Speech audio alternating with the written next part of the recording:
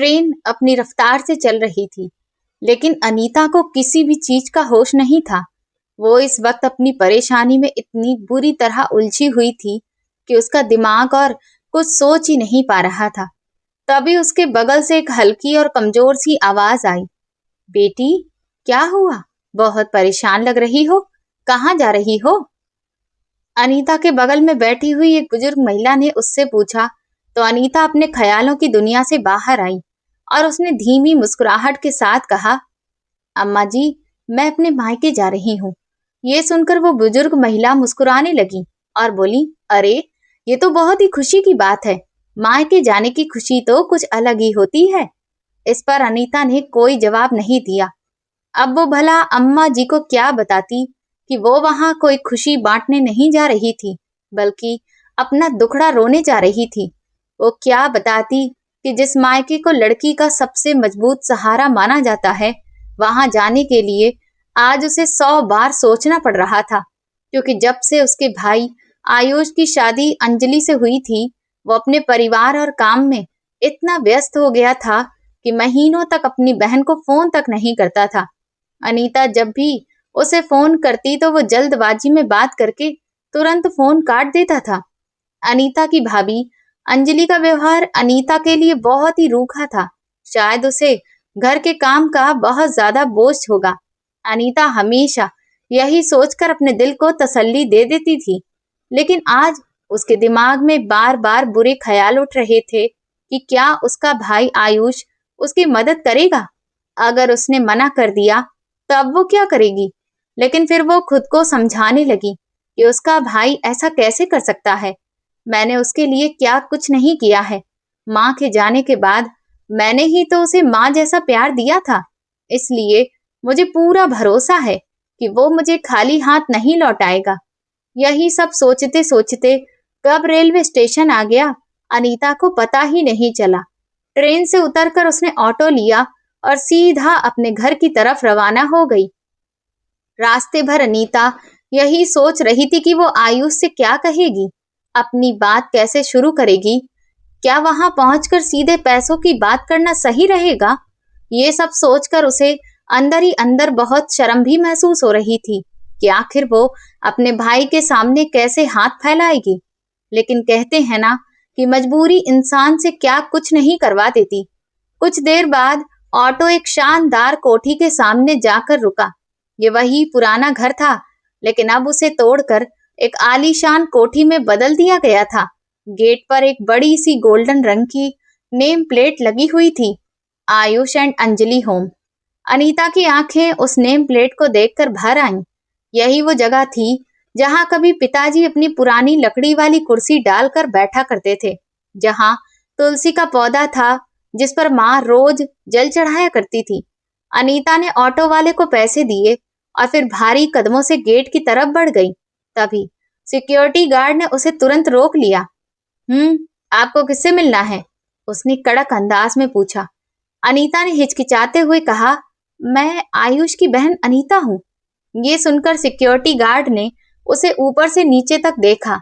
शायद उसे यकीन नहीं हुआ कि इस शानदार कोठी के मालिक की बहन ऐसी हालत में होगी। उसने इंटरकॉम पर बात की और फिर गेट खोल दिया। अनीता जब अंदर दाखिल हुई तो गार्डन में बहुत खूबसूरत फूल खिले हुए थे। उसने अंदर पहुंचकर घंटी बजाई। कुछ देर बाद दरवाजा खुला तो सामने उसकी भाभी अंजलि खड़ी थी। अनीता को देखते ही अंजलि के चेहरे पर चिंता की लकीरें आ गईं। फिर उसने बनावटी मुस्कुराहट के साथ कहा, अरे दीदी, आप अचानक, आपने बताया भी नहीं कि आप आ रही हैं। हाँ भाभी, बस मुझे अचानक आना पड़ा। घर में आयुष है क्या? हाँ, वो तो अभी सो रहे हैं। आज रविवार है ना, इसीलिए देर तक सोते हैं। आप अंदर आइए, अंजलि ने कहा तो अनीता अंदर ड्राइंग रूम में आकर बैठ गई। घर अंदर से बिल्कुल किसी महल जैसा लग रहा था। हॉल के बीचों बीच एक बड़ा सा झूमर चमक रहा था जो किसी हीरे जैसी रोशनी फैला रहा था। उसे देखकर अनीता को थोड़ी राहत महसूस हुई कि उसके भाई के पास पैसों की कमी नहीं है, इसलिए शायद वो आसानी से उसे 6 लाख रुपए दे सकता है।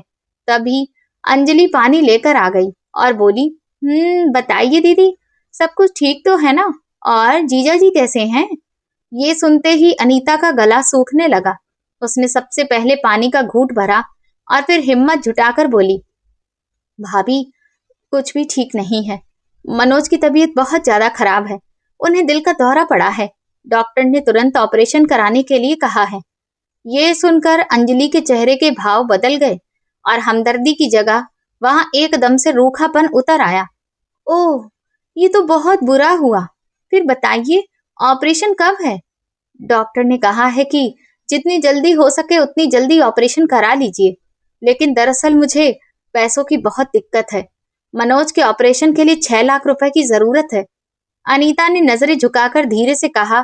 फिर कमरे में गहरी खामोशी छा गई। अंजलि ने अपने हाथ के सोने के कंगन ठीक करते हुए कहा, 6 लाख रुपए तो बहुत बड़ी रकम होती है दीदी, और आजकल वैसे भी मार्केट में बहुत मंदी चल रही है। आयुष भी अपने कारोबार को लेकर बहुत परेशान रहते हैं। ये सुनकर अनीता का दिल बैठने लगा। अंजलि की बातों का रुख वो अच्छी तरह से समझ रही थी, इसलिए उसने कहा, मैं जानती हूँ भाभी, लेकिन मेरे पास और कोई रास्ता नहीं है। अगर ऑपरेशन नहीं हुआ तो मनोज को बचाना बहुत मुश्किल हो जाएगा और मेरे बच्चे वो अनाथ हो जाएंगे। मैं बस यहाँ पैसे उधार मांगने आई हूँ। मैं जैसे तैसे करके आपका कर्ज चुका दूंगी। आप आयुष से इस बारे में बात कर लीजिए। तभी दूसरी तरफ से आयुष सीढ़ियों से उतरता हुआ आया। कौन आया है अंजलि? उसने ऊपर से ही पूछा तो अनीता ने मुड़कर देखा। अपने भाई को देखकर उसकी आंखों से आंसू छलक पड़े। वो उठी और आयुष की तरफ बढ़ गई। आयुष उसे देखकर रुक गया। अनीता को वहां देखकर वो भी चौंक गया।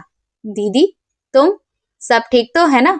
अनीता ने आयुष का हाथ पकड़ लिया और बोली, आयुष, मुझे तुम्हारी मदद चाहिए। तुम्हारे जीजा जी इस वक्त अस्पताल में हैं। उनके ऑपरेशन के लिए पैसों की सख्त जरूरत है। अगर तुम मेरी मदद नहीं करोगे तो मैं बर्बाद हो जाऊंगी। आयुष ने धीरे से अपना हाथ छुड़ाया और अपनी पत्नी अंजलि की तरफ देखा तो अंजलि ने आंखों ही आंखों में उसे इशारा कर दिया कि अब उसे क्या करना है। आयुष ने गहरी सांस ली और सोफे पर बैठते हुए बोला, जीजा जी की बीमारी का सुनकर मुझे बहुत दुख हुआ दीदी, लेकिन आप तो बहुत अच्छे से जानती है ना कि अभी मैंने ये नया घर बनवाया है और कारोबार में भी मेरा काफी पैसा फंसा हुआ है। मेरे पास नकद पैसों की बहुत कमी है। ये सुनकर अनीता सुन्न पड़ गई। उसे अपने कानों पर भरोसा ही नहीं हो रहा था। आयुष, मैं तुमसे यहाँ भीख मांगने नहीं आई हूँ। ये वही घर है, वही प्रॉपर्टी है जिसमें मेरा भी आधा हिस्सा था, लेकिन मैंने वो सब कुछ तुम्हारे नाम कर दिया था। उस वक्त भी उसकी कीमत करोड़ों में थी। आज मुझे सिर्फ तुमसे 6 लाख रुपए चाहिए, और वो भी उधार। क्या तुम अपनी सगी बहन के लिए इतना भी नहीं कर सकते? आयुष का चेहरा ये सुनते ही उस अंदाज में उतर गया। उसने बड़ा तुनकते हुए कहा, दीदी, गड़े मुर्दे उखाड़ने से कोई फायदा नहीं है। वो प्रॉपर्टी वाली बात तो 10 साल पुरानी हो गई है। अपनी अपनी मर्जी से ही प्रॉपर्टी के कागजों पर आपने साइन किए था ना? मैंने आपके साथ कोई जबरदस्ती तो नहीं की थी। और रही बात हिस्से की, तो फिर शादी में पापा ने आपको कितना सारा सोना दिया था, वो सब भी तो हिसाब में जोड़ा जाएगा ना। अब आप इस तरह अचानक से आकर इमोशनल ब्लैकमेल करेंगी तो फिर कैसे चलेगा? अपने भाई के मुंह से ये सुनकर अनीता को ऐसा लगा जैसे किसी ने उसे जोरदार थप्पड़ मार दिया हो। Emotional blackmail? वो भाई जिसके लिए उसने अपनी जवानी खपा दी, आज उसे इमोशनल ब्लैकमेल करने वाली औरत कह रहा था। अनीता के आंसू एकदम से सूख गए। उसे ऐसा लगा जैसे अंदर कुछ टूट गया। शायद उसका वो भरम टूट गया था कि खून के रिश्ते पैसों से ऊपर होते हैं। वो खड़ी हो गई। उसे समझ नहीं आ रहा था कि वो क्या जवाब दे। क्या वो अपने भाई को ये याद दिलाए कि कैसे उसने अपनी स्कॉलरशिप के पैसों से उसे मोटरसाइकिल दिलवाई थी, या फिर ये याद दिलाए कि कैसे अपनी माँ के कंगन बेचकर उसने उसके कारोबार में मदद की थी। लेकिन अब इन सब बातों का कोई मतलब ही नहीं था। आयुष की आंखों में सिर्फ घमंड था, कोई भी एहसान या कदर नहीं थी। तभी अंजलि ने माहौल को और भी ज्यादा भारी बनाते हुए कहा, दीदी, आप देखिए, गुस्सा मत होइए। हम देखते हैं, अगर हमसे कुछ हो सका तो हम 10-12 हजार रुपए तो अभी दे सकते हैं, लेकिन लाखों रुपए का बंदोबस्त करना तो अभी मुमकिन नहीं है। क्या? 10-12 हजार? ये सुनते ही अनीता को हंसी आ गई, एक बहुत ही दर्द भरी हंसी। ये लोग उसकी जमीर की कीमत लगा रहे थे। अनीता ने अपने आंसू पोंछे और गहरी सांस ली। उसका चेहरा, जो अब तक लाचारी और बेबसी की वजह से झुका हुआ था, उसमें एक अजीब सा आत्मविश्वास आ गया। उसने आयुष की आंखों में सीधा देखते हुए कहा, ठीक है भैया, मुझे अच्छे से समझ आ चुका है। गलती तुम्हारी बिल्कुल नहीं है, गलती तो मेरी है, क्योंकि मैंने ही ये मान लिया था कि भाई का घर भी बहन का ही घर होता है।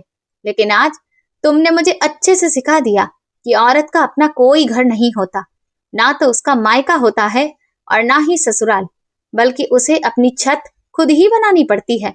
ये कहते हुए अनीता ने अपना पर्स उठाया। अब वो वहां एक पल भी नहीं रुकना चाहती थी। उसने आयुष की कोठी के उस भारी गेट को बंद किया। लोहे के गेट के बंद होने की आवाज ने अनीता के दिल पर गहरी चोट की, जैसे हमेशा के लिए उसके और उसके मायके के बीच एक दीवार खड़ी हो गई हो। बाहर चिलचिलाती हुई धूप थी, सड़क पर गाड़ियां दौड़ रही थीं, लेकिन अनीता को अपने आसपास का कोई भी होश नहीं था। उसकी आंखों से लगातार आंसू बह रहे थे, लेकिन इस बार ये आंसू कमजोरी के नहीं, बल्कि उसे मिली बेइज्जती के थे, जो उसने अभी अपने सगे भाई के घर में महसूस की थी। वो सड़क के किनारे पैदल ही चलने लगी।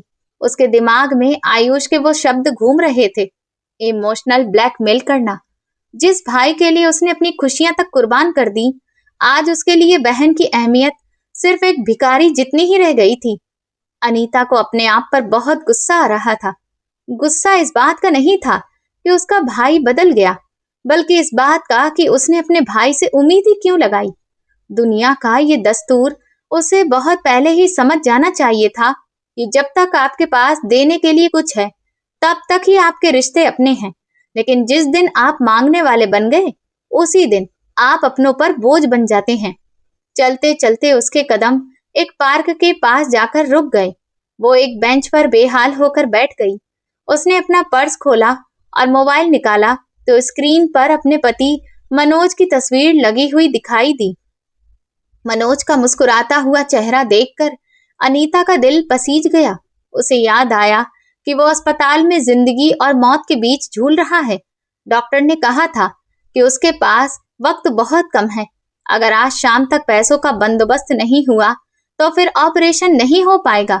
अनीता ने अपने आंसू पोंछे और खुद से ही कहा, अनीता, अब रोने का वक्त बिल्कुल नहीं है। तुम्हारे भाई ने तुम्हें ठुकरा दिया तो क्या हुआ, लेकिन तुम हार नहीं मान सकती। तुम्हें अपने पति को हर हाल में बचाना है, चाहे फिर इसके लिए कुछ भी क्यों ना करना पड़े। उसने गहरी सांस ली और अपनी गर्दन पर हाथ फेरा। उसमें एक सोने की पतली सी जंजीर पहनी हुई थी, जो उसकी शादी की निशानी भी थी। लेकिन अब ये सब सोचने का वक्त नहीं था, क्योंकि ये सुहाग की निशानी उसके पति से ज्यादा जरूरी नहीं थी। वो उठी और फिर पास के ही एक सुनार की दुकान पर पहुंची। वहां जाकर उसने चैन उतारकर काउंटर पर रख दी। भाई साहब, मुझे इसे बेचना है, मुझे अभी नकद पैसे चाहिए।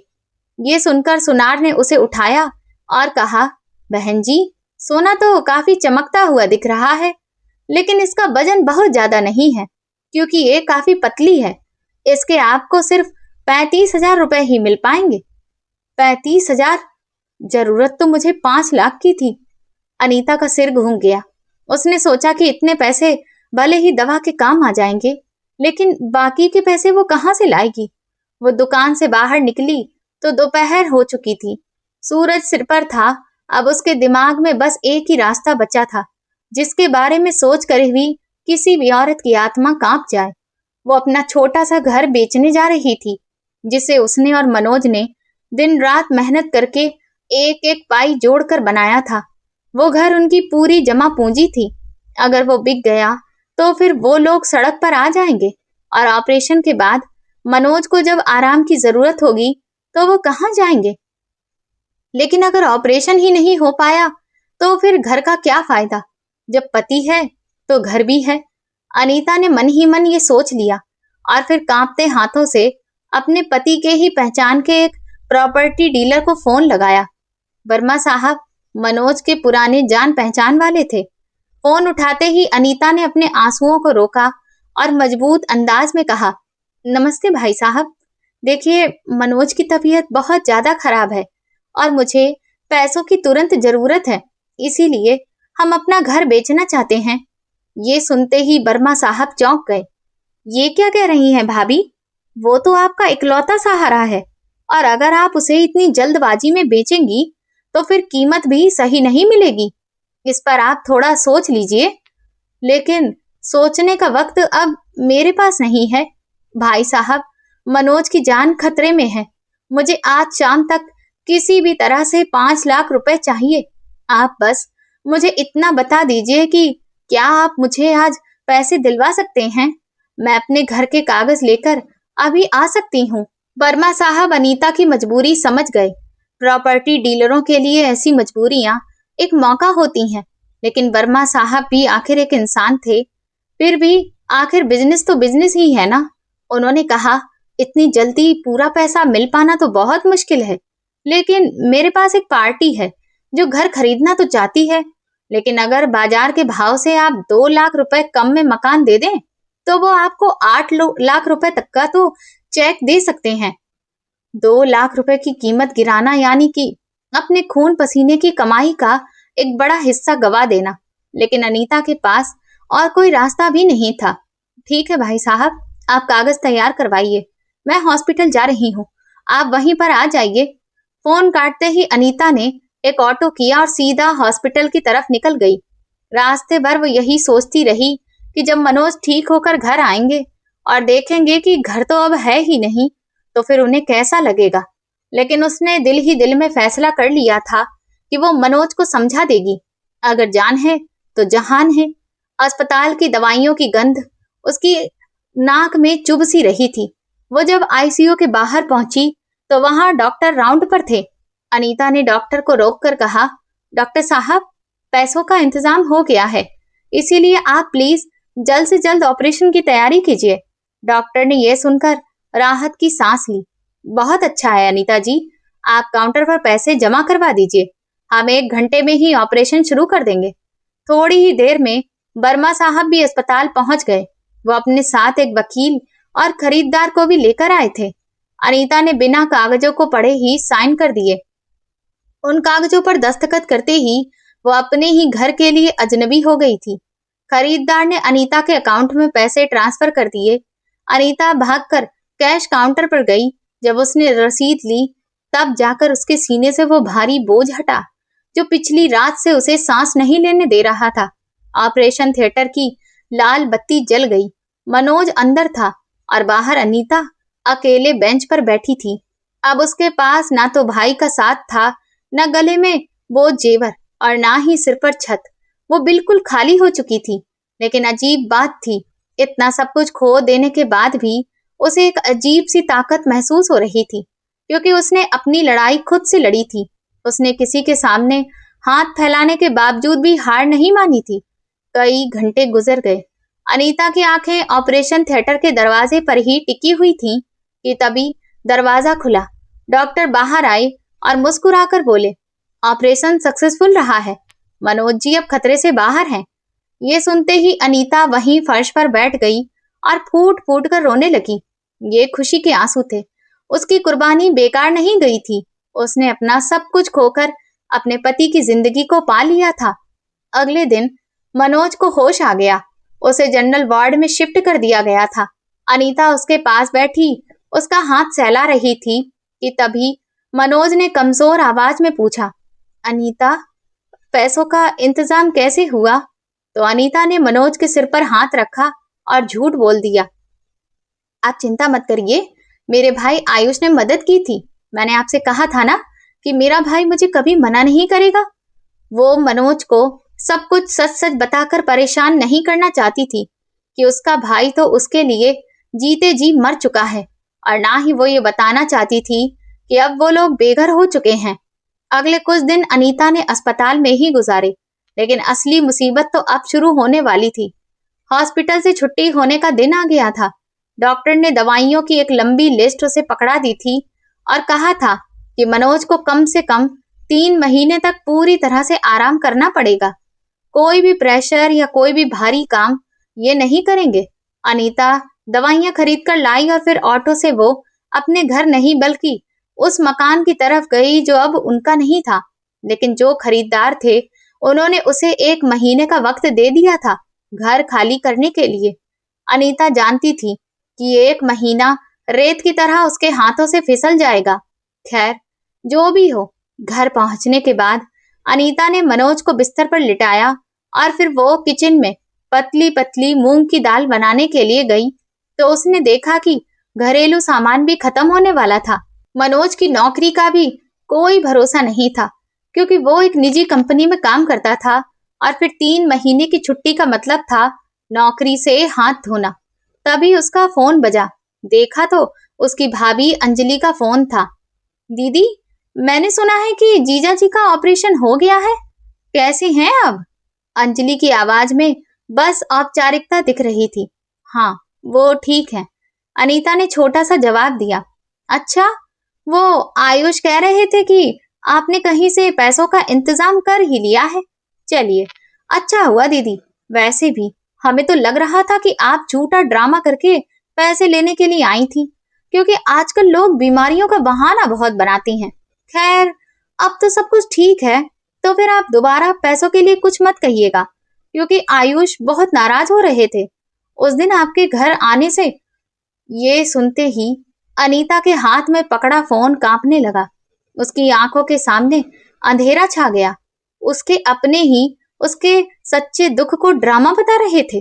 आयुष ने जो किया वो स्वार्थ था, लेकिन आज अंजलि ने जो कहा वो तो बेरहमी थी। अनीता के अंदर एक भयंकर आग सी जलने लगी थी। उसने फोन पर चिल्लाते हुए नहीं बल्कि बहुत ही ठंडी आवाज में जवाब दिया। भाभी, आयुष से कहना कि अनीता मजबूर जरूर है, लेकिन वो कोई लाचार नहीं है। मैंने अपना घर बेचकर अपने पति की जान बचाई है, लेकिन याद रखिएगा, जिस प्रॉपर्टी के घमंड में तुम और भैया आज जमीन पर पैर नहीं रख रहे हो ना, वो मेरी कुर्बानियों की बुनियाद पर ही खड़ी है। और याद रखिएगा कि वक्त बदलते देर नहीं लगती। आज मेरा वक्त खराब है, कल तुम्हारा भी ऐसा वक्त आ सकता है। ये कहकर अनीता ने फोन काट दिया।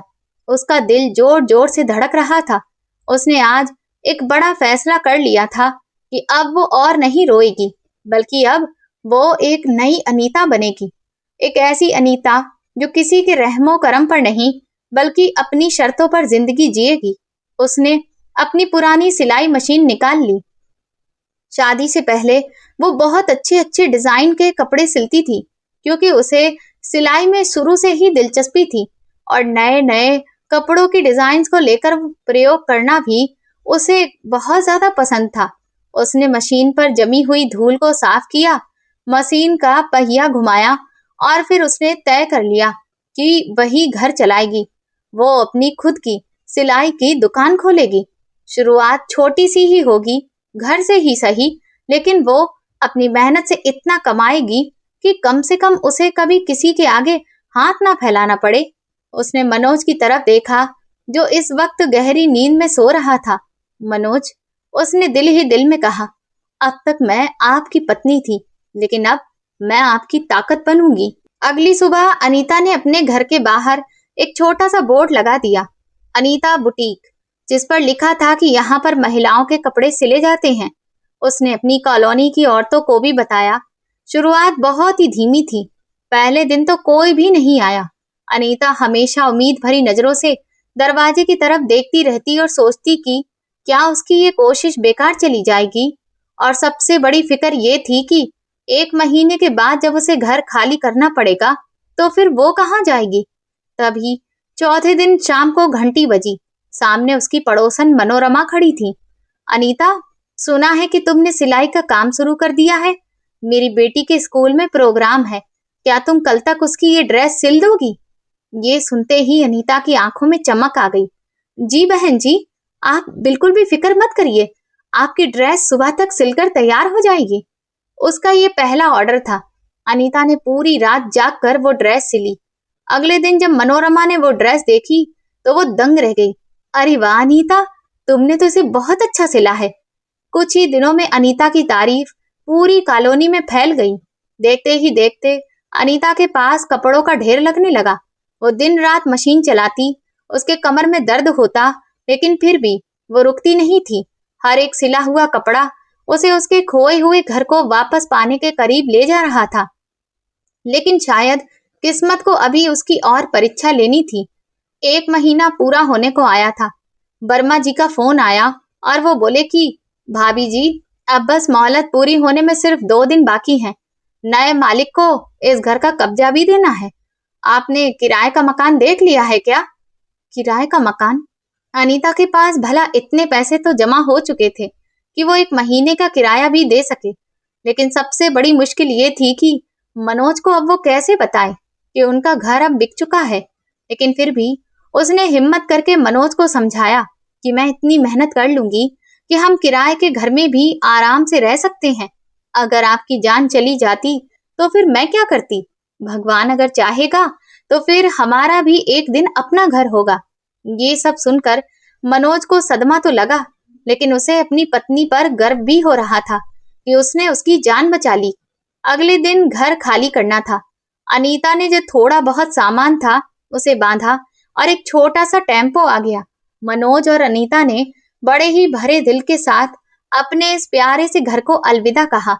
चाबी वर्मा साहब के आदमी को पकड़ाते हुए अनीता के हाथ कांप रहे थे।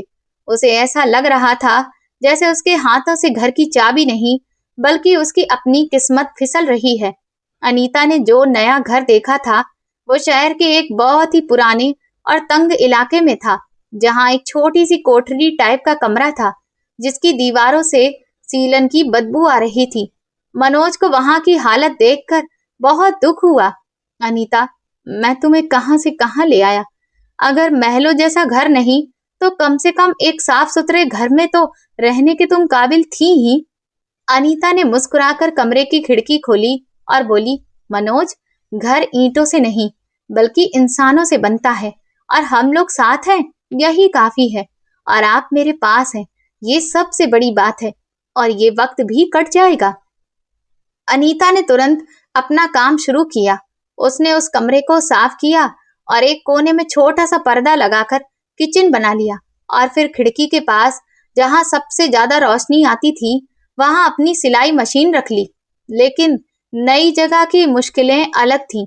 यहाँ के लोग अनीता को नहीं जानते थे और यहाँ की औरतें वो खुद सिलाई जानती थीं। इसीलिए उन्हें बाहर से कपड़े सिलवाने की जरूरत बहुत ही कम पड़ती थी। यानी कि अब अनीता की आमदनी तकरीबन बंद ही हो गई थी। मनोज की दवाइयां भी बहुत महंगी थीं। जो पैसे घर बेचकर बचे थे वो काफी तेजी से खत्म हो गए। अगले दिन अनीता ने अपनी डिजाइन की हुई कुर्ती का एक नमूना पर्स में रखा। वो ये सोचकर मार्केट की तरफ गई कि कहीं कोई दुकान उसकी सिलाई और डिजाइन को देखकर शायद उसे काम दे दे। जब वो वहां पहुंची तो उसकी नजर एक शोरूम पर गई जहां काफी महंगे महंगे लहंगे और गाउन टंगे हुए थे।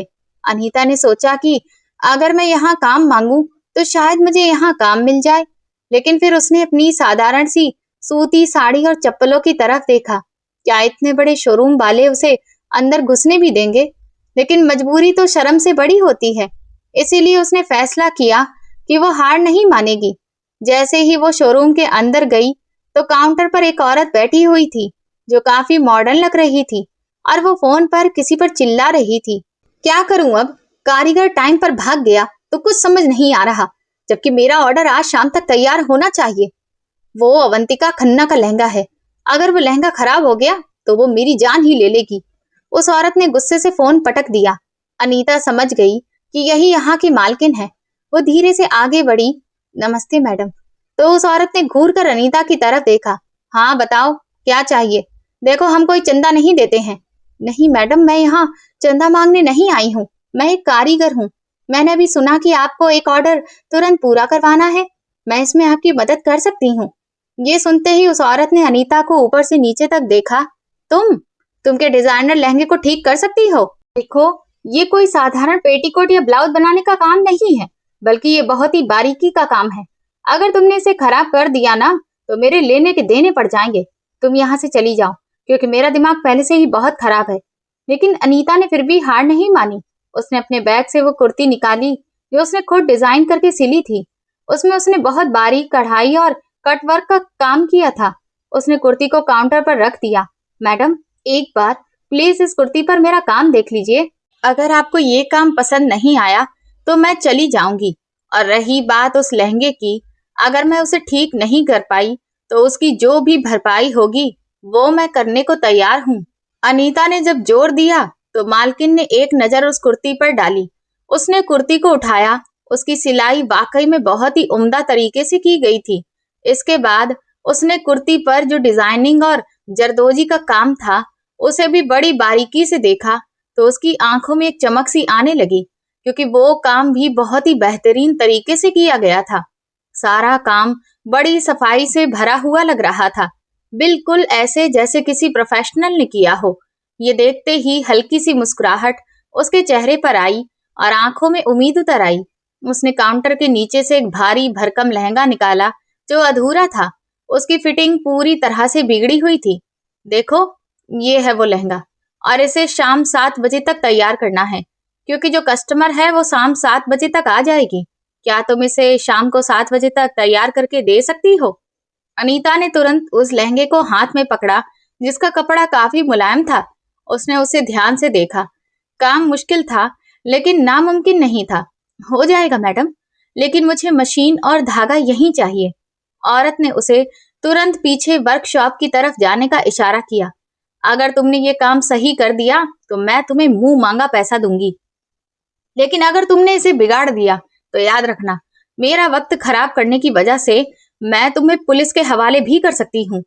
अनीता वर्कशॉप में गई। वहां बड़ी बड़ी मशीनें रखी थीं। उसने भगवान का नाम लिया और फिर अपना काम शुरू कर दिया। उसके हाथ मशीन पर इस तरह चल रहे थे जैसे कोई मंझा हुआ कलाकार अपनी कला का प्रदर्शन कर रहा हो। उसकी एकाग्रता इतनी बेहतरीन थी कि अब अनीता को भूख प्यास तक का होश नहीं था। वो अच्छे से जानती थी कि ये सिर्फ एक लहंगा नहीं, बल्कि उसके परिवार का भविष्य है। शाम 6 बजे तक लहंगा तैयार हो गया था। उसने उसे हैंगर पर टांगा और बाहर ले आई। मालकिन तुरंत लपक कर लहंगा देखने लगी। उसने हर एक कोने की बारीकी से जांच की। लहंगे की फिटिंग और उसका काम बिल्कुल परफेक्ट था। मालकिन के चेहरे पर लंबी सी मुस्कुराहट आ गई। तुमने तो कमाल ही कर दिया। ऐसा लग रहा है जैसे तुम कोई जादूगरनी हो। मेरा कारीगर तक इतनी सफाई से काम नहीं कर पाता जितना अच्छा काम तुमने किया है। मालकिन ने खुश होकर कहा। तभी शोरूम का दरवाजा खुला और एक बहुत अमीर दिखने वाली औरत अंदर आई। क्या मेरा लहंगा तैयार है? जी बिल्कुल। जैसे ही मालकिन ने वो लहंगा उस औरत को दिखाया तो वो खुशी से फूल ही नहीं समाई। Thank you so much. उसके जाने के बाद मालकिन ने 3,000 रुपए निकाले और अनीता की तरफ बढ़ाते हुए कहा, ये लो, तुम्हारी मेहनत, तुमने आज मेरी इज्जत बचा ली। अनीता के लिए उस वक्त ये 3,000 रुपए बहुत बड़ी रकम थे। एक दिन में 3,000 रुपए, ये देखकर उसकी आंखों में आंसू आ गए। Thank you madam. इतना कहकर अनीता जाने लगी तो मालकिन बोली, रुको, दरअसल मुझे एक बेहतरीन कारीगर की जरूरत है। क्या तुम मेरे लिए काम करोगी? मैं तुम्हें हर महीने 40,000 रुपए सैलरी और हर ड्रेस के लिए अलग से कमीशन भी दूंगी। 40,000 रुपए सैलरी। ये सुनते ही अनीता को ऐसा लगा जैसे उसके कानों में शहनाइयां गूंजने लगी हों। ये उसकी पिछली जिंदगी की मुश्किलों के खत्म होने और नई जिंदगी की शुरुआत की आहट थी। जी मैडम, मैं जरूर काम करूंगी। अनीता ने हाथ जोड़कर कहा और खुशी खुशी घर लौट आई। उसके चेहरे पर लंबी मुस्कुराहट थी। उसने रास्ते में मनोज के लिए फल और सारी दवाइयां खरीदी, और जब घर आकर उसने मनोज को सब बताया तो मनोज भी बहुत खुश हो गया। देखा मनोज, मैंने तुमसे कहा था ना कि वक्त बदलते देर नहीं लगती। अनीता खुश होकर बोली। लेकिन कहानी अभी खत्म नहीं हुई थी। अनीता को नौकरी मिल गई थी, लेकिन उसका असली मकसद सिर्फ नौकरी करना नहीं था। उसे अपनी खुद की पहचान बनानी थी। इधर अनीता का भाई आयुष, जो अपनी जीत और दौलत के घमंड में चूर था, उसे ये खबर भी नहीं थी कि उसकी बहन अब ऐसी दुनिया में कदम रख चुकी है जहां आयुष जैसे लोगों की दौलत भी फीकी पड़ जाएगी। कुछ महीने बीत गए और फिर अनीता के डिजाइन किए हुए कपड़े पूरे शहर में मशहूर होने लगे, जिस वजह से शोरूम की बिक्री दोगुनी तिगुनी होने लगी, क्योंकि अनीता कपड़ों को अलग अलग तरीके से डिजाइन करती थी और उन पर जो काम किया जाता था वो भी काफी स्टाइलिश और क्लासी लगता था, जो लड़कियों को बहुत पसंद आता था। और इसके लिए वे एक एक ड्रेस की मुंह मांगी कीमत देने को भी तैयार हो जाती थी। खास तौर पर अमीर परिवारों की लड़कियां और औरतें तो उन ड्रेसों पर नजर पड़ते ही तुरंत खरीद लेती थी। जब शोरूम में अचानक इतने बेहतरीन डिजाइनर कपड़े मिलने लगे तो सभी उत्सुकता से पूछने लगे कि आखिर ये डिजाइन कौन तैयार कर रहा है। और जब मालकिन ने अनीता का नाम बताया तो काफी लोग खुशी खुशी अनीता से मिलने लगे और फिर इसी तरह उसकी अपनी पहचान बनने लगी। एक दिन बुटीक में बहुत बड़ा ऑर्डर आया। शहर के विधायक जी की बेटी की शादी थी। उन्हें अपने पूरे परिवार के लिए कपड़े डिजाइन करवाने थे। विधायक जी की पत्नी बुटीक आई और वहां की मालकिन ने तुरंत अनीता को ही आगे कर दिया। मैडम, ये है हमारी खास डिजाइनर अनीता और यही आपके कपड़े डिजाइन करेगी। विधायक जी की पत्नी ने अनीता को बहुत बड़ा डाउन पेमेंट दिया। ये एडवांस पेमेंट अनीता की जिंदगी बदलने वाला था। विधायक जी की बेटी की शादी में मीडिया वालों ने बहुत भारी कवरेज किया हुआ था और वहां सभी ने जो कपड़े पहने थे, खास तौर पर उनकी बेटी का लहंगा, उसकी जमकर तारीफ हो रही थी। कितनी अच्छी डिजाइन करने वाली आखिर कौन है। और फिर वहीं से अनीता का नाम सुर्खियों में आ गया। इसके बाद तो जैसे अनीता सब तरफ छा गई। उसके पास एक के बाद एक ऑर्डर्स की लाइन लगती ही जा रही थी। अब तो शहर के सभी बड़े बड़े करोड़पति लोग भी अनीता से ही अपने कपड़े डिजाइन करवाना चाहते थे। एक साल का समय तब बीता जब अनीता ने अपना खुद का बड़ा सा शोरूम खोल लिया, जहां अब वो सिर्फ डिजाइन तैयार करती थी और बाकी का काम उसके वर्कर्स करते थे। उसकी निगरानी में फिलहाल 8-10 वर्कर्स थे, लेकिन ये गिनती आने वाले समय में काफी तेजी से बढ़ने वाली थी, क्योंकि जिस तरह से अनीता की पॉपुलैरिटी बढ़ रही थी, कोई भी कह सकता था कि अब उसे आसमान की ऊंचाइयां छूने से कोई नहीं रोक सकता। और फिर आखिरकार वो सिर्फ अपने शहर में ही नहीं बल्कि दूसरे बड़े शहरों में भी फेमस होने लगी। और जब मुंबई के एक बहुत बड़े उद्योगपति ने अनीता को खास तौर पर अपने घर की शादी के कपड़े डिजाइन करने के लिए बुलाया, तब तो जैसे अनीता पूरे देश में ही छाने लगी, क्योंकि वो उद्योगपति कोई मामूली नहीं थे। उनके बॉलीवुड और बड़े बड़े पॉलिटिशियंस से भी रिलेशन थे, जिस वजह से भारी मीडिया कवरेज था, जिसका अनीता को काफी फायदा हुआ। इधर अपने शहर में जब सब तरफ ये खबर फैली कि अनीता को मुंबई में इतने बड़े उद्योगपति ने बुलाया है, तब तो जैसे उसकी तारीफों के पुल ही बनने लगे थे। इधर उद्योगपति के घर के शादी समारोह का समापन हुआ और उधर अगले दिन अखबार में अनीता की तस्वीर छपी, शहर की उभरती हुई फैशन डिजाइनर। उधर जब आयुष ने सुबह की चाय पीते हुए अखबार खोला और अनीता की तस्वीर देखी तो अचानक उसके हाथ से कप छूट गया। अंजलि, यहाँ आओ, वो जोर से चिल्लाया। तो अंजलि ने आकर अखबार देखा तो देखकर हैरान रह गई। आखिर ये कैसे हो सकता है? ये तो सड़क पर थी ना, जरूर कोई गलत रास्ता अपनाया होगा। आयुष की आंखों में फिर से लालच आ गया, क्योंकि उसका कारोबार पिछले कुछ महीनों से घाटे में चल रहा था। उसने सोचा, अनीता तो मेरी बहन है, अब जब उसके पास पैसा आ गया है तो वो क्या मेरी मदद नहीं करेगी? उसकी आंखों में एक चमक थी, लेकिन ये चमक गर्व की नहीं बल्कि लालच की थी। पिछले 6 महीने से आयुष की दुनिया बदल चुकी थी। जिस कारोबार के घमंड में उसने अपनी बहन की बेइज्जती की थी, वो कारोबार अब डूबने की कगार पर आ चुका था। बाजार की मंदी और उसके कुछ गलत फैसलों ने उसे कर्ज में फंसा दिया था। अंजलि, जो कभी अनीता को बहुत ही गिरी हुई और घटिया नजर से देखती थी, अब वो आयुष के सिर पर सवार थी। अरे, तुम्हें अपनी दीदी के पास जाना चाहिए। देखो, वो तो शहर की इतनी अमीर और मशहूर डिजाइनर बन चुकी हैं। अब तो उनकी पहचान में विधायक, एमएलए सभी लोग आ चुके हैं। अगर तुम उनसे बात करोगे तो वो जरूर तुम्हारी किसी न किसी तरह से मदद कर पाएंगी। आयुष को थोड़ी झिझक हुई। वो कहने लगा, लेकिन अंजलि, हमने उसके साथ बहुत बुरा किया था। वो तो मेरी शक्ल भी देखना नहीं चाहेगी। अरे आयुष, औरतें दिल की काफी दयालु होती हैं और वो तो तुम्हारी बहन है ना। तुम उसके सामने थोड़ा बहुत रोना धोना करना, उसे भाई बहन के रिश्ते का वास्ता देना तो वो तुरंत ही पिघल जाएगी। अंजलि ने बड़ी ही चालाकी से आयुष को समझाया तो वो तुरंत लालच के मारे तैयार हो गया। उसने अपनी सबसे पुरानी और साधारण सी शर्ट पहनी ताकि वो बड़ा ही बेबस और लाचार दिखे, और वो तुरंत अनीता के शोरूम की तरफ चल पड़ा। जब वो वहां पहुंचा तो उसकी आंखें फटी की फटी रह गईं। वो कोई छोटा मोटा शोरूम नहीं था, बल्कि शहर के सबसे महंगे इलाके में बना एक 3 मंजिला शोरूम था। आयुष ने अंदर जाकर देखा तो बाहर की चिलचिलाती धूप से अंदर का माहौल काफी ठंडा और सुकून भरा था, क्योंकि कई सारे एसी लगे हुए थे और अनीता एक बड़ी सी कुर्सी पर बैठी हुई थी। वो लैपटॉप पर कुछ काम कर रही थी। दीदी, आयुष ने दबे पांव अंदर घुसते हुए कहा तो अनीता ने सिर उठाया। उसकी आंखों में आयुष को देखकर कोई खास खुशी नहीं आई, बस एक खामोशी और गंभीरता आ गई। उसने लैपटॉप बंद किया तो आयुष ने अपनी एक्टिंग शुरू कर दी। उसकी आंखों में बनावटी आंसू आ गए। मुझे माफ कर दो दीदी, मैं बहुत शर्मिंदा हूँ। उस दिन जो भी हुआ वो अंजलि के बहकावे में आने के बाद हुआ था। मुझे अपनी हरकत पर बाद में बहुत पछतावा हुआ। मैं तो तुम्हें ढूंढने भी आया था, लेकिन तुमने तो अपना पुराना घर छोड़ दिया था। अनीता चुपचाप उसकी बातें सुनती रही। उसके चेहरे पर कोई भी जज्बात नहीं थे। आयुष ने अपनी बात आगे बढ़ाई।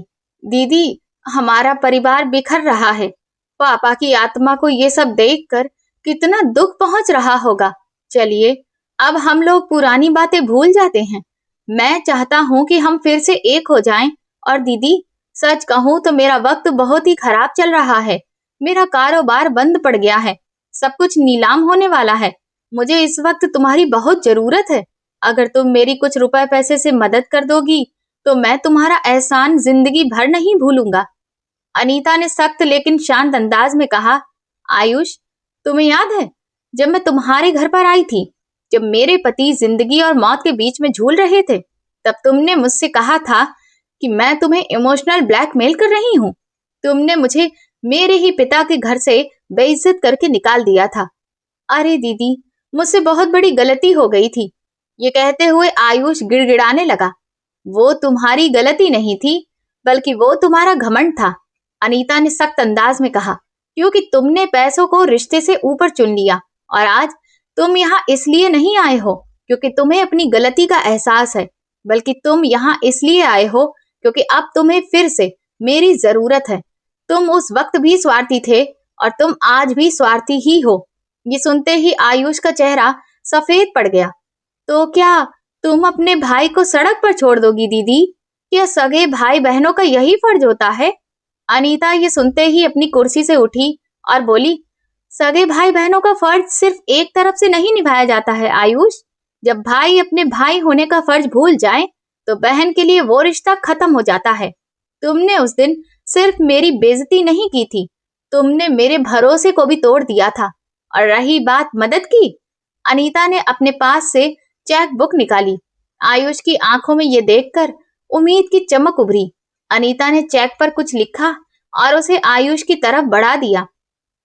आयुष ने जल्दी से वो चेक उठाया, लेकिन रकम देखकर वो सुन्न पड़ गया। चेक पर लिखा था 500 रुपए। ये क्या है दीदी? आयुष ने कांपती हुई आवाज में कहा। ये वही किराया है आयुष, जो अगर उस दिन मेरे पास नहीं होता तो मैं तुम्हारे घर से वापस रेलवे स्टेशन नहीं जा पाती। अनीता ने कहा, मैं तुम्हें खाली हाथ नहीं जाने दूंगी, क्योंकि मैं तुम्हारी तरह नहीं हूँ। ये 500 रुपए रखो। और रही बात तुम्हारे घर और कारोबार की, तो उसके लिए तुम्हें वही करना होगा जो मैंने किया है, मेहनत और दिन रात की मशक्कत। इसीलिए इधर उधर सहारा ढूंढना बंद करो और अपने पैरों पर खड़ा होना सीखो। दीदी, तुम इतनी पत्थर दिल कैसे हो सकती हो? आयुष जोर से चिल्लाया। पत्थर दिल मैं नहीं बनी हूँ आयुष, अनीता ने उसकी आंखों में देखते हुए कहा, बल्कि मुझे मेरे हालातों ने चट्टान की तरह मजबूत बना दिया है। और अब तुम यहाँ से जाओ, क्योंकि मुझे काम है। और हाँ, अगली बार मुझे एक भाई बनकर नहीं, बल्कि एक सच्चा इंसान बनकर मिलना, शायद मैं तुम्हें पहचान सकूं। आयुष के पास ये सुनने के बाद अब कहने के लिए कुछ भी नहीं बचा था। वो समझ गया था कि अनीता अब वो अनीता दीदी नहीं रही जिसे वो अपनी बातों में फंसा लिया करता था। वो सर झुकाकर हाथ में 500 का चेक पकड़कर बाहर निकल गया। उसे आज अपनी हैसियत और अनीता की अहमियत दोनों का एहसास हो चुका था। उस शाम अनीता ने मनोज को बताया कि आयुष आया था, तो मनोज ने पूछा, फिर तुमने क्या किया? अनीता ने मुस्कुराते हुए कहा, मैंने उसे वो दिया जिसकी उसे सबसे ज्यादा जरूरत थी, एक सबक। मैंने उसे माफ कर दिया है मनोज, अपने दिल के सुकून और शांति के लिए। लेकिन मैंने उसे अपनी जिंदगी में दोबारा जगह नहीं दी, क्योंकि माफ करना तो हमारा फर्ज है, लेकिन धोखेबाज इंसान पर दोबारा विश्वास कर लेना सरासर बेवकूफी है। वुमेन्स डे के स्पेशल मौके पर शहर के सबसे बड़े टाउन हॉल में एक शानदार समारोह रखा गया। पूरा हॉल शहर के बड़े बड़े व्यापारियों, अधिकारियों और मीडिया से खचाखच भरा हुआ था। स्टेज पर जिलाधिकारी, मेयर और शहर के विधायक बैठे हुए थे। तभी एंकर ने मुस्कुराते हुए कहा, इस साल का शहर गौरव महिला उद्यमी और बेस्ट फैशन डिजाइनर अवार्ड उस महिला को दिया जा रहा है जिसने गरीबी और संघर्ष से लड़कर अपने हुनर से पूरे शहर में पहचान बनाई। प्लीज जोरदार तालियों के साथ स्वागत कीजिए अनीता जी का। पूरा हॉल तालियों से गूंज उठा। अनीता की आंखों में आंसू आ गए। साधारण सी साड़ी पहने वो धीरे धीरे स्टेज की तरफ बढ़ी। मेयर ने उसे ट्रॉफी और शॉल देकर सम्मानित किया, जबकि मीडिया लगातार उसकी तस्वीरें ले रही थी। सामने बैठा उसका अमीर भाई ये सब चुपचाप देख रहा था। उसे पहली बार एहसास हुआ कि जिस बहन को उसने कभी मदद के लायक नहीं समझा था, आज वही पूरे शहर की शान बन चुकी थी। अनीता ने माइक संभाला और बोलना शुरू किया। एक वक्त था जब मुझे लगा था कि मेरा सब कुछ खत्म हो गया है, मेरा घर, मेरा परिवार, मेरी उम्मीद। लेकिन उसी अंधेरे ने मुझे मेरी असली ताकत से मिलवाया। मुझे ये समझाया कि एक औरत की सबसे बड़ी ताकत उसका खुद पर विश्वास और उसका हुनर होता है। हम अक्सर दूसरों के सहारे अपनी जिंदगी की इमारत खड़ी करते हैं, लेकिन जिस दिन हम अपनी बुनियाद खुद बन जाते हैं, उस दिन कोई भी आंधी हमें गिरा नहीं सकती। अनीता ने अपनी बात खत्म की। यह अवार्ड उन सभी औरतों के लिए है जो आज टूटकर बिखर गई थी, लेकिन फिर भी उठकर खड़ी हो गई। याद रखिएगा, आपका सबसे बड़ा सहारा आप खुद हैं। अनीता मंच से नीचे उतरी और मनोज के गले लग गई। उन्होंने अपने प्यार से एक नया घर खरीदा जो आयुष के घर से काफी बड़ा और खूबसूरत था, क्योंकि वो मकान प्यार और आत्मविश्वास की ईंटों से बना हुआ था। और अनीता अब किसी की बेचारी बहन नहीं, बल्कि एक कामयाबी की मिसाल थी। ये कहानी हमें सिखाती है दोस्तों कि जिंदगी में हर रिश्ता हमेशा साथ देगा, ये जरूरी नहीं होता।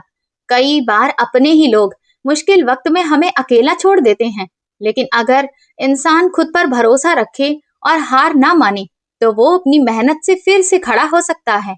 साथ ही औरत किसी की मोहताज नहीं होती, उसके अंदर इतनी ताकत होती है कि वो टूटने के बाद भी खुद को संभाल सकती है और कामयाबी हासिल कर सकती है। रिश्तों से ज्यादा जरूरी इंसान की इंसानियत और साथ निभाने की नीयत होती है, क्योंकि पैसा और घमंड हमेशा नहीं टिकते। जो लोग मुश्किल समय में साथ छोड़ देते हैं, वक्त एक दिन उन्हें भी उनकी असली जगह दिखा देता है।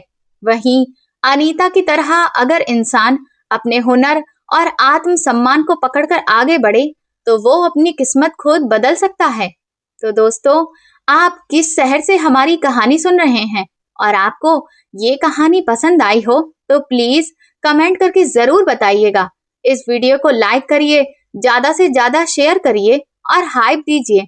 साथ ही चैनल को सब्सक्राइब करना ना भूलिए। और अगर आपको मेरी मेहनत पसंद आई हो, तो मुझे सुपर थैंक्स देकर अपना प्यार और सपोर्ट जरूर दिखाएं, ताकि मैं आपके लिए ऐसी ही शानदार कहानियां लाती रहूं। ये कहानी केवल मनोरंजन और प्रेरणा देने के उद्देश्य से लिखी गई है। कहानी के सभी पात्र, घटनाएं और स्थान काल्पनिक हैं। इसका किसी भी व्यक्ति, परिवार या वास्तविक घटना से कोई संबंध नहीं है। कहानी का उद्देश्य केवल संघर्ष, आत्मविश्वास और मेहनत का संदेश देना है। कृपया इसे वास्तविक जीवन से जोड़कर ना देखें। धन्यवाद।